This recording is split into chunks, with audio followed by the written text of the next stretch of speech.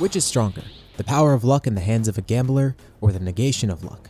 Kinji Hakari from Jujutsu Kaisen versus Fuuko Izumo from Undead Unluck. Who wins? I saw an idea for this matchup and my first thought was, wow, this is really lopsided. Like, a lot. I did a poll for it and asked you guys too. The results were interesting because Fuuko won the poll, but Hakari still had a good amount of votes. Part of that might be because JJK is way more popular. But let's cover what this fight would actually go like. We'll be using current versions of both characters. By the way, this will contain spoilers for both series. Let's begin by covering Hakari. At minimum, he scales above post-Shibuya Yuji in his first real appearance, and his full power is compared to Yuta's power on a couple of occasions. Regardless of your thoughts on Yuta versus Hakari, the fact of the matter is they're held relative to each other, at least when it comes to that realm of power. So in his jackpot state, it is very fair to use Yuta as a baseline. In my opinion, town level's a very good baseline estimate. Yuta in JJK0 pretty much is at that level. And of course he's much stronger in the Culling Game arc, which is where he says that Hakari's stronger than him when he's worked up. So in my opinion, I think a fair estimate for Hakari is either large town level or small city level. Somewhere in between that, maybe towards the lower end. That might not sound like a lot, but relative to the rest of the cast, it's pretty high. We'll go with that estimate for attack power and durability as well. As for abilities, his signature trait is his domain, Idle Death Gamble. It's an incredibly fast domain, and it instantly gives the opponent info of all the rules for the domain. In short, Hakari just has to gamble until he gets his jackpot. But the best part is, Hakari is basically the house here. He's incredibly lucky and the odds are kind of in his favor too. When he gets a jackpot, for 4 minutes and 11 seconds, he gets unlimited cursed energy, which includes reflexive regeneration, the reverse curse technique. He's virtually unkillable, and his regeneration is the fastest in the verse at this point, stated to be even better than Gojo or Sukuna. There are ways to kill him, such as destroying his brain or his entire body faster than he could repair it, but that's easier said than done. Although if you do have the power to one-shot him, and you can outpace him, you can stop him. Hakari could also summon things from his domain, such as train doors, basically any of the visual effects. Plus, his cursed energy has a strange texture to it that makes his attacks hurt more, almost as if it's serrated. But of course his best trait is his great luck, which is the whole reason this matchup is happening in the first place, luck versus unluck. Hakari is also pretty tough. As we mentioned, his durability should be around where his attack power is, but when his domain activates, he is nearly invincible. And Jackpot of course affects his speed too. In case you haven't noticed by now, we're going to be using Jackpot for most of his estimates here because that's the peak of his power and he always hits it during battle. We'll get more into some other specifics about it later on. But as for his speed, at bare minimum we could say he's lightning speed. Based on his fight with Kashimo, it's a pretty reasonable estimate. But how about a highball here? Trust me, he's going to need a highball. If you really want to wank his speed, and I mean really wank it, we could use the idea that Sukuna is arguably faster than light. I used that in a previous video where I wanted to highball him, so it's pretty contentious and there's a lot of counterpoints against it because it is a highball. But in short, he dodged an irradiating EM wave from Kashimo, although you can consider it aim dodging. But later on, Kashimo seems to launch another one at him, and in the time it takes for that wave to travel to Sukuna, he was able to perform chants, hand signs, and aiming for the world dismantle, way faster than that attack traveled. So again, highballing and assuming that was an EM wave there, EM waves move at light speed, in a vacuum at least. And when I mentioned this before, people brought up the fact that it wasn't in a vacuum. However, it doesn't move much slower on Earth. It could be as slow as 50% light speed or as fast as 99% light speed. The speed does vary, but on Earth that is a safe range to use. So even with the lower estimate, if we assume Sukuna is beyond 2 times faster than Kashimo, even if it's like 2.0001 times, that is faster than light. Simple math, 50% times 2, 100% light speed. Also, there is the fact that Kenjaku reacted to a black hole, which again is contentious, but that would be an FTL reaction speed feat. And I know I'm repeating myself, but again, this is a highball for them. I guess I wasn't too clear last time that I was highballing, but here, I want it to be abundantly clear. This is a highball. And the arguments for these feats aren't completely solid. The point is I do want to highball them. And with this, that feat upscales everybody around Sukuna. But Hakari never fought Sukuna, at least as of recording because we're only up to chapter 261 right now. I don't know what happens beyond that. Although, if we go back to the direct comparisons between Yuta and Hakari, Jackpot Hakari should be relative to Yuta in terms of speed at least. Yuta was reacting to Hei and Sukuna's attacks, albeit a heavily weakened Sukuna. Plus, even though Todo did help him here, he still was able to catch Kenjaku off guard, despite the fact that he's fast enough to react to a black hole. And Kenjaku reacting to that black hole and applying his curse technique would require faster than light reactions. So applying these highballs to Kenjaku and Sukuna means it upscales a lot of people, notably Yuta, which in turn upscales Hakari. So again, completely highballing, completely glazing Hakari. If you want to heavily highball him, you could put him at faster than light.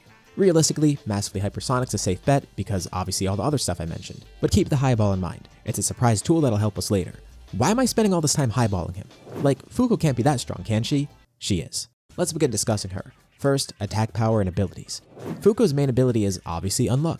She negates luck, and through touch she can cause unfortunate things to happen to people. Initially, this required direct skin contact with someone, and the potency of Unluck depended on how much she liked the target and for how long she had contact with the target. The strongest thing back then that she summoned was a meteor, but it can be a multitude of things. A plane crash, a gas explosion, something collapsing on you, anything. The environment turns against you. Plus, there are cases of personalized Unluck, as in unlucky things that are perfectly suited for the target. For example, against Victor, she couldn't do anything to kill him, but she summoned something that sealed him. Currently in the 101st loop, she often fights with a gun that has bullets carrying some of her Unluck. Inanimate objects can carry her Unluck now. On top of that, she has a much better understanding of her soul, which is the source of her Unluck. In her fight against Beast, she actually was able to launch out a part of her soul, sending a stroke of powerful and remote Unluck. At the time of recording, she only just recently unlocked this power, so for this video, we'll assume she can't do it as easily yet, because the last time she did it, it was a dire circumstance and it wasn't fully intentional. But by doing this, she could hit targets from a range with incredibly effective Unluck. We'll cover how fast these soul attacks are in the speed section too. In terms of her actual attack power, with Unluck it varies a ton and it can be personalized. She could summon meteors or even what appears to be a comet in one of the recent arcs, but those were with Andy. For her physical power, it's actually pretty high too. At lowest, you can consider her city level because she scales above people who were previously established as such. However, you could scale her much higher too, up to large mountain level. First of all, she could harm the master rules. These characters scale above the other strong characters we already know of who are beyond mountain level already. Second of all, she beat a young version of Feng, who was contending with Andy in the previous loop and also blocked an attack from Shen's staff. The latter might not sound impressive, but Shen's staff moves so quickly that it's massively hypersonic on its own, able to extend into space pretty quickly, and at that speed it has the force to actually destroy a mountain. Fuuko then later fought a stronger version of Feng too and contended with him, so it's safe to say her durability scales there as well. And she's pretty solidly there. It's not just a one-off thing, she is consistently showing off this strength.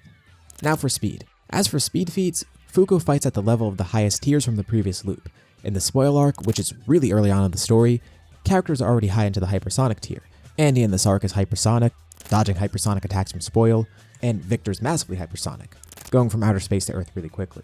But to go even further, let's look at the master rules. Fuuko fought with Sick and Beast in this loop, both of whom traveled from the sun to Earth, the latter of whom reacted to one of Andy's soul attacks, which moves at relativistic speeds, capable of reaching the Earth from the sun pretty quickly in fact. So this isn't a highball, Fuuko's massively hypersonic.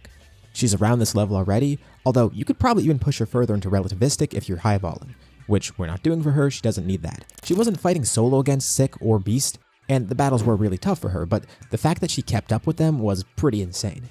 If you're enjoying the video so far, be sure to drop a like, because now we're getting into the actual battle itself.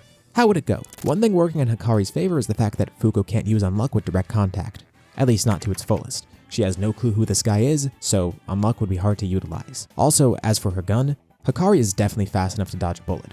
Unless he's caught off guard or there's a small chance that he tries to catch the bullet for some reason. Just to flex, but that would make him screwed in the process. Those are the only upsides he has though. She could still hit him with Unluck in multiple ways, especially if she can use her soul bullets.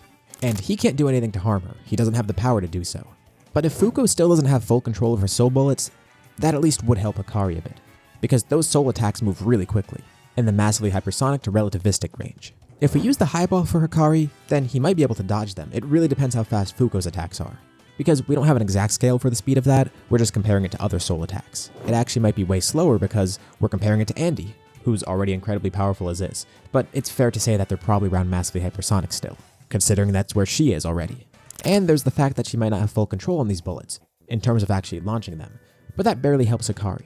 First, she can impart Unluck in areas around Hakari, utilizing soul bullets. And even though she doesn't really know Hakari well, she still can impart Unluck on him. It's not going to be as potent as the Unluck with Andy, for example. But still, there will be some Unluck, and it will be personalized. Not to mention the environmental damage with her bad bullets. And using the environment around her, that Unluck could help against Hakari. Although if she does have the soul bullets, literally all she needs is one hit on Hakari and he's dead. Because not only would she have the power to kill him, but at the very least, by imparting Unluck on him, even if it's with just a regular touch from her hair, by using a hair whip or something, that would be enough to make Hakari unlucky, and after the first jackpot expires, he won't get another one. That is literally all she needs, just a single point of contact. Then he won't have his jackpot, and he'll be much easier to kill because he'll just be in base. Hakari won't die immediately, but there's nothing he can do after the fact. What about a scenario where Hakari knows everything about Fuuko and she knows nothing about him? And on top of that, we're gonna say she has no soul bullets, and we have the highball for Hakari. Surely he'd win there, right? Well, this doesn't really help either. First off, Hakari would actually need to have enough physical power to beat her. He doesn't. Even stronger JJK characters would struggle with this. Plus, when it comes to speed, Fuuko isn't too far below his high ball, if at all. Again, a low ball for her would be massively hypersonic, and a high ball for Hakari would be just beyond light speed. And that's like a serious wank for Hakari and a serious low ball for Fuuko. But even then, he would just outspeed her. He wouldn't outclass her attack power or durability. And for all we know, who knows how her being in the domain would affect it. Usually in all my JJK versus videos, I assume there's some sort of verse equalization where people could be affected by domains mainly. I would think Fuuko might have at least some sort of cursed energy without even knowing it. Just enough to be affected by this. But how would her soul interact with the domain? Would her soul making contact with the domain be enough to actually cancel out the luck from it? That's kind of hard to say. But there is a good chance that that is the case. And in that case, Hakari wouldn't even be able to pop off Jackpot. Even with this fight with him highballed and her lowballed. But even disregarding that, still, he doesn't have the attack power to kill her or the durability needed to survive her attacks. The only thing he could do is try to wear her down and avoid all of her attacks. Because again, in this scenario, we assume he knows everything here, just to give him some sort of advantage. So if we absolutely highball him to his max, and assume Fuuko can't use her soul bullets, or affect the domain at all, the only thing Hakari could do is just try and wear her down. He could just keep fighting, have his cursed energy replenish, rinse and repeat, and keep doing that until she's worn down. But even that's tough because if he wants to try and attack her, he can't. He just have to avoid her the entire time because attacking her opens up the risk of him getting affected by Unluck. Literally, his only path to victory is doing nothing. And he wouldn't even win there, he would just stalemate. He has no way to kill her. He would just have to avoid her attacks all the time and then stalemate at the end. So either way, Hakari is cooked. Even when we restrict Fuuko and handicap her, it is very clearly in her favor. And with regular Fuuko, well, in short, Hakari isn't doing shit. If this were a 100th loop Fuuko, it's a pretty simple win for him, especially with her being weaker and all the restrictions on Unluck back then. But current Fuuko absolutely destroys him.